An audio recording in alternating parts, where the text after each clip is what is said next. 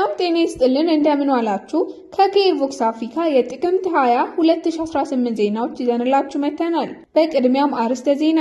በመዲናዋ 29 የሚደርሱ ዓለም አቀፍ ሁነቶች ተካሂደዋል። በአስደናቂ ውጤት የተጠናቀቀው የፕሬዝዳንት ትራምፕ እና ሺ ጂንፒንግ ውይይት። ሳፋሪኮም ባለፉት 3 ዓመታት ለመንግስት 12 ቢሊዮን ብር ግብር ከፈለ።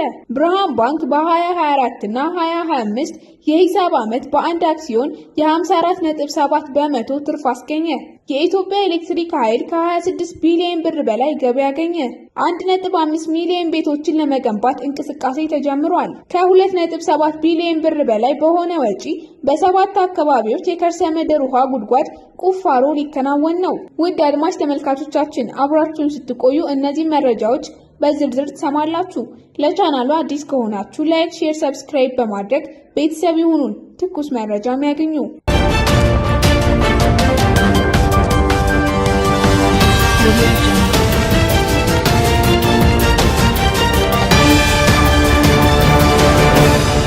ወደ ቀዳሚ ዜናችን ስናልፍ በመዲናዋ 29 የሚደርሱ ዓለም አቀፍ ሁነቶች ተካሂደዋል። በ2018 የመጀመሪያ ሩብ ዓመት 29 የሚደርሱ ዓለም አቀፍ ሁነቶች በአዲስ አበባ መካሄዳቸውን የአዲስ አበባ ቱሪዝም ኮሚሽን አስታወቀ። የአዲስ አበባ ቱሪዝም ኮሚሽን ኮሚሽነር ሁንዴ ከበደ እንደተናገሩት በከተማዋ እየተሰሩ ያሉ መሰረተ ልማቶች የኮንፈረንስ ቱሪዝም እንዲያድግ ትልቅ አስተዋጽኦ እያደረጉ ነው ብለዋል። በተያዘው በጀት ዓመት ሩብ ዓመትም 29 ዓለም አቀፍ ሁነቶች በመዲና መካሄዳቸውን የገለጹት ሲሆን የአድዋ ሙዚየም እና የአዲስ ዓለም አቀፍ ኮንቬንሽን መሰራት ለዚህ ትልቅ አስተዋጽኦ ማድረጋቸውን ገልጸዋል። በከተማዋ ባለፉት 5 ዓመታት በርካታ የቱሪስት መዳረሻዎች መልማታቸውን የገለጹት ኮሚሽነሩ የተሰሩ መዳረሻዎች የሀገር ውስጥና የውጭ ቱሪስት እንዲጎበኛቸውም የማስተዋወቅ ስራ እየተሰራ ነው ብለዋል። ባለፉት 3 ወራትም 2.2 የሚደርስ የሀገር ውስጥ ቱሪስት እንዲሁም ከ365,000 በላይ የውጭ ሀገር ቱሪስቶች ከተማዋን መጎብኘታቸውን ገልጸዋል። በበጀት ዓመቱ መጨረሻም ከ9 ሚሊዮን በላይ የሀገር ውስጥ ቱሪስትና ከ1.2 ሚሊዮን በላይ የውጭ ሀገር ቱሪስቶች ከተማዋን ይጎበኛሉ ተብሎ እንደሚጠበቅም አመላክተዋል። ወደ ቀጣዩ ዜናችን ስናልፍ በአስደናቂ ውጤት የተጠናቀቀው የፕሬዝዳንት ትራምፕ እና የሺ ጂንፒንግ ውይይት። የአሜሪካ ፕሬዝዳንት ዶናልድ ትራምፕ እና የቻይና አቻቸው ሺ ጂንፒንግ በደቡብ ኮሪያ በተለያዩ ጉዳዮች ላይ ተወያይተዋል። በውይይታቸው በተለያዩ ጉዳዮች ላይ በትብብር መስራት በሚቻልባቸው ሁኔታዎችና በጋራ ተጠቃሚነት ላይ በትኩረት መክረዋል። ፕሬዝዳንት ትራምፕ ጉዳዩን አስመልክተው በሰጡት ማብራሪያ ከቻይና አቻቸው ሺ ጂንፒንግ ጋር ያደረጉት ውይይት አስደናቂ እንደነበር ተናግረዋል። በሁሉም ጉዳዮች በሚባል ደረጃ ስምምነት ላይ መድረሱን ጠቁመው ይህም የሁለቱን ሀያላን ሀገራት ሁለንተናዊ ትብብር ይበልጥ የሚያጠናክር ነው ብለዋል። በስምምነቱ መሰረት አሜሪካ በቻይና ሸቀጦች ላይ ጥላው የነበረው ቀረጥ ከ57 በመቶ ወደ 47 በመቶ እንደምትቀንስ ነው ያስረዱት። ሀገራቱ በቅርቡ የንግድ ስምምነት የሚፈራረሙ ሲሆን ስምምነቱም ሁለቱ ወገኖች በኢኮኖሚ ዘርፍ የገቡበትን ውጥረት እንደሚያረግብም ይጠበቃል። ፕሬዝዳንት ሺ ጂንፒንግ በበኩላቸው ቻይናና አሜሪካ በተለያዩ ዘርፎች በትብብር በመስራት አጋርነታቸውንና ወንድማማችነታቸውን ይበልጥ ማጠናከር አለባቸው ብለዋል።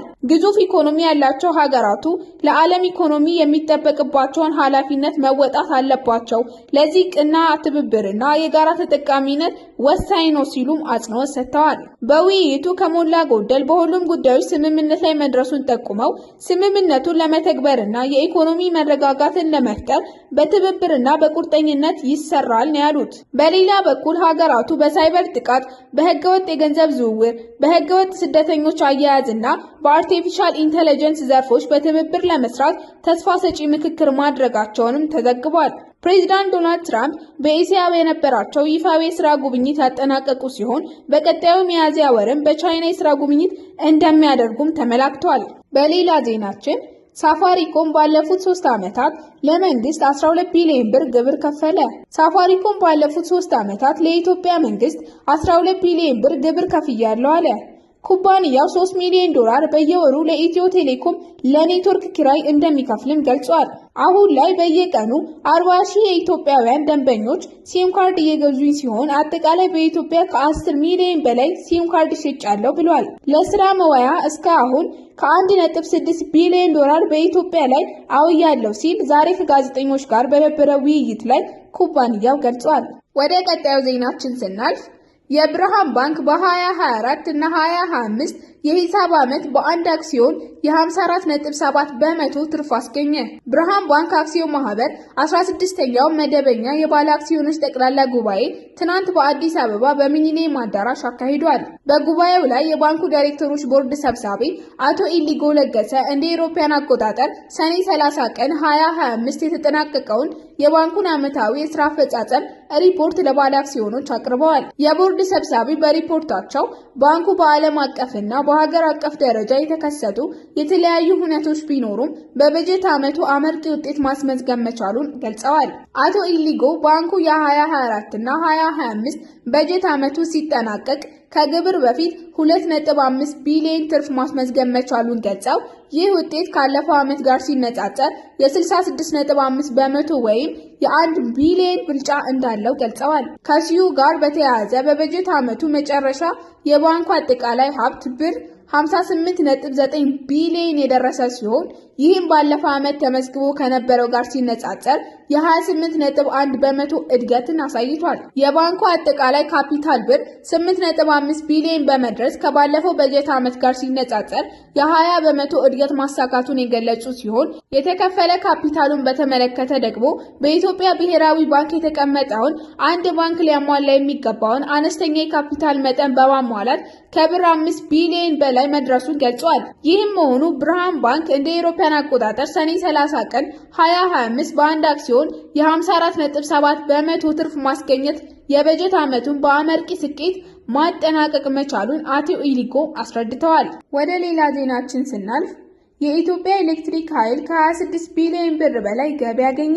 የኢትዮጵያ ኤሌክትሪክ ኃይል ባለፉት 3 ወራት ለሀገር ውስጥና ለውጭ ሀገራት ከቀረበ የኃይል ሽያጭና ተጓዳኝ አገልግሎቶች ከ26.8 ቢሊዮን ብር በላይ ገቢ ማግኘቱን አስታውቋል። ለጎረቤት ሀገራት 7.88 ቴራዋት ሰዓት ኃይል በመሸጥ 117.1 የአሜሪካ ዶላር ገቢ መገኘቱንም ተናግሯል። የተሸጠው የኃይል ምርት ካለፈው በጀት ዓመት ተመሳሳይ ወቅት ጋር ሲነጻጸር የ47 በመቶ ወርሃዊ እድገት አሳይቷል። በመጀመሪያ ሩብ ዓመት ለሽያጭ ከቀረበው ኃይል 93 በመቶ ለሀገር ውስጥ እንዲሁም 7 በመቶ ደግሞ ለውጭ ሀገራት የቀረበ እንደሆነ ታውቋል። ለጎረቤት ሀገራት ከቀረበው የኤሌክትሪክ ኃይል ሽያጭ ውስጥ ኬንያ እና ታንዛኒያ 4.6 በመቶ እንዲሁም ጅቡቲ 2.2 በመቶ ድርሻን ይዘዋል። በቀጣዩ ዜናችን 1.5 ሚሊዮን ቤቶችን ለመገንባት እንቅስቃሴ ተጀምሯል። መንግስት የዜጎችን የመኖሪያ ቤት ፍላጎት ለማሟላት በሚቀጥሉት 6 ዓመታት ውስጥ 1.5 ሚሊዮን ቤቶችን ለመገንባት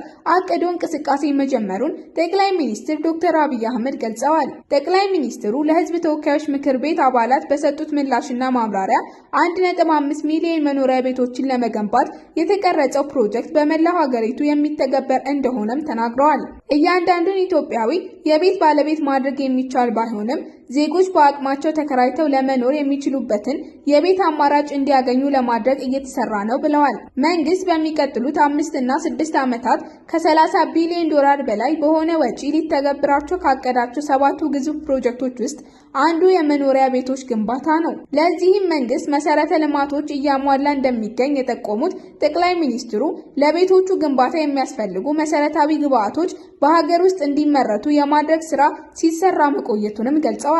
የኢትዮጵያን የቤት ፍላጎት ለማሟላት የሚያስችሉ አምራች ድርጅቶችን የማስፋፋትና በሀገር ውስጥ የማይመረቱ የነበሩ ምርቶችን በሀገር ውስጥ እንዲመረቱ የማድረግ ተግባራት ሲከናወኑ መቆየታቸውን አክለዋል። ለቤቶች ግንባታ ትልቅ አቅም የሚሆኑት የሲሚንቶ፣ ብረት ማምረቻና የመስታወት ፋብሪካዎችን የማስፋፋትና የማጠናከር ስራዎችም እየተሰሩ መሆኑን አመላክተዋል። ጠቅላይ ሚኒስትሩ አያይዘው ግራናይት፣ ማርቢል እንዲሁም የፈርኒቸር ስራዎችና ሰፋፊ ዝግጅቶች መደረጋቸውንም አንስተዋል። በቅርቡም ማሳያ የሚሆኑ ቤቶች እንደሚገነቡም ጠቅላይ ሚኒስትሩ አመላክተዋል። መጨረሻ ወደ ያዝነው ዜናችን ስናልፍ ከ2.72 ቢሊዮን ብር በላይ በሆነ ወጪ በ7 አካባቢዎች የከርሰ ምድር ውሃ ጉድጓድ ቁፋሮ ሊከናወን ነው። ከ2.72 ቢሊዮን ብር በላይ በሆነ ወጪ በሶማሌ፣ ብላቴ፣ በአሶሳ፣ በበቆጂ፣ በላይኛ ወይጦና በላይኛ ኦሞ አካባቢ የከርሰ ምድር ውሃ ጉድጓድ ቁፋሮ ለማከናወን ውል ስምምነት ተደርጓል።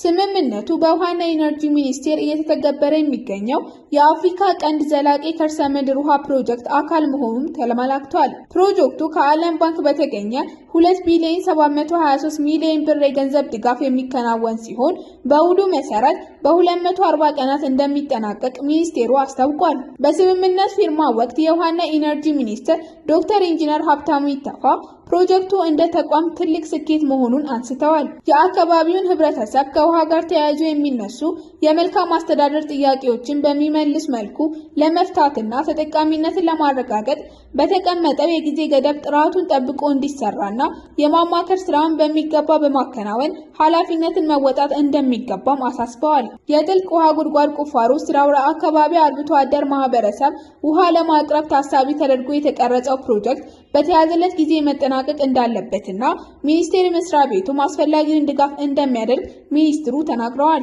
በሚኒስትር ዴኤታ ማዕረግ የሚኒስትሩ አማካሪ አቶ ሞቱማ መቃሳ በፕሮጀክቱ 49 የከርሰ ምድር ውሃ ጉድጓድ ቁፋሮ የሚከናወን ሲሆን ከ500 ሜትር በላይ ጥልቀት እንደሚሸፍን ገልጸዋል። ከ8 ኮንትራክተሮች ጋር የተወሰደው የጉድጓድ ቁፋሮ ውል ለመጠጥ ውሃ አገልግሎት ብቻ ሳይሆን ኢትዮጵያ ያላትን የከርሰ ምድር ውሃ መጠን በማጥናትና በማወቅ ጉድጓዶችን መፈተሽ መሆኑንም አብራርተዋል። ኮንትራቱን የፈረሙት አማካሪዎችና ኮንትራክተሮችም ሌት ተቀን በጥራትና በፍጥነት ሰርተው እንደሚያስረክቡ ቃል ገብተዋል።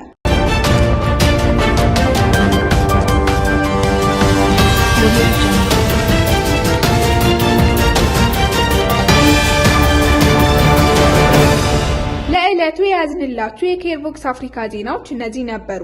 አብራችሁን ስለነበራችሁ እናመሰግናለን። በየቀኑ ወቅታዊና የተረጋገጡ መረጃዎች እንዲደርሳችሁ ቻናላችንን ላይክ፣ ሼር፣ ሰብስክራይብ ማድረጋችሁን አትርሱ። ሰላም ቆዩን።